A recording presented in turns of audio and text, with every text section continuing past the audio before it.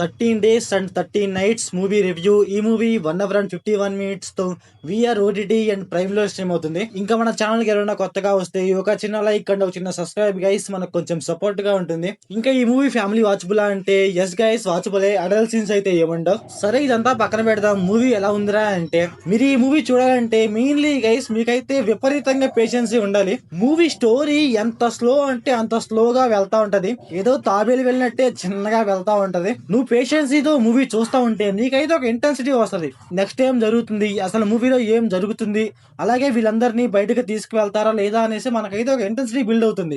Movie story కూడా చాలా సింపులే. ఆఫ్ఘనిస్తాన్ వాళ్ళు కథని వెతుకుతూ అందరినీ చంపేస్తా ఉంటారు. అయితే అప్పుడు ఫ్రెంచ్ ఎంబసీ ఏం చేసింది అనేసి మనం మూవీలో చూస్తాం. మూవీలో ఓన్లీ స్టోరీ అండ్ డ్రామానే ఉంటది. పెద్ద పెద్ద యాక్షన్ సీన్స్ ఉండవు, అలాగే పెద్ద పెద్దగా ఎమోషన్ ఉండదు, ఏముండదు. Only story and drama. వీళ్ళందరినీ కాపాడరా అనేసి అలా వెళ్తా ఉంటది. ఇంకొకటి ఏంటంటే ఆ మూవీలో హీరో అంటూ ఎవరుండరు, స్టోరీయే హీరో. మెయిన్ లీడ్ అనేసి ఒక అతను ఉంటాడు, అతనే అనమాట అన్ని చూస్తా ఉంటాడు. కాకపోతే ఇతను హీరో రేంజ్ క్యారెక్టర్ కాదు. అలాగే మూవీలో ఎమోషన్ ట్రై చేస్తా ఉంటారు. ఈ ఎమోషన్ గైస్ మనకైతే వర్కౌట్ అవ్వదు. యాక్ట్ చేస్తున్నారు అనిపిస్తే తప్పితే మనకైతే వర్కౌట్ అవ్వదు. మూవీలో ఆఫ్ఘనిస్తాన్ ఫ్రెంచ్ అంటారు కానీ వీళ్ళు దాని గురించి ఇంకా కొంచెం బాగా చూపిస్తే కొంచెం బాగుండేది. అంటే అసలు ఆ వరల్డ్ బిల్డింగ్ మొత్తం చూపిస్తే కొంచెం బాగుండేది.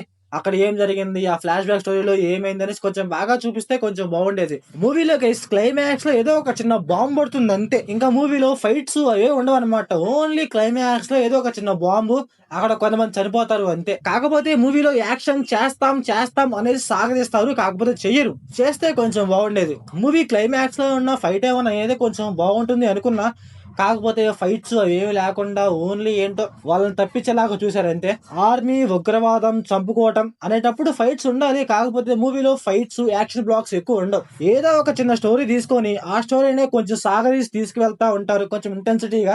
ఎమోషన్ అంటారు, ఆ ఎమోషన్ వర్కౌట్ అవ్వదు. యాక్షన్ అంటారా, అసలు మూవీలో యాక్షనే ఉండదు. ఇంకా మూవీలో డైరెక్షన్, విజువల్స్ ఇవన్నీ పర్లేదు గైస్, బానే ఉన్నాయి.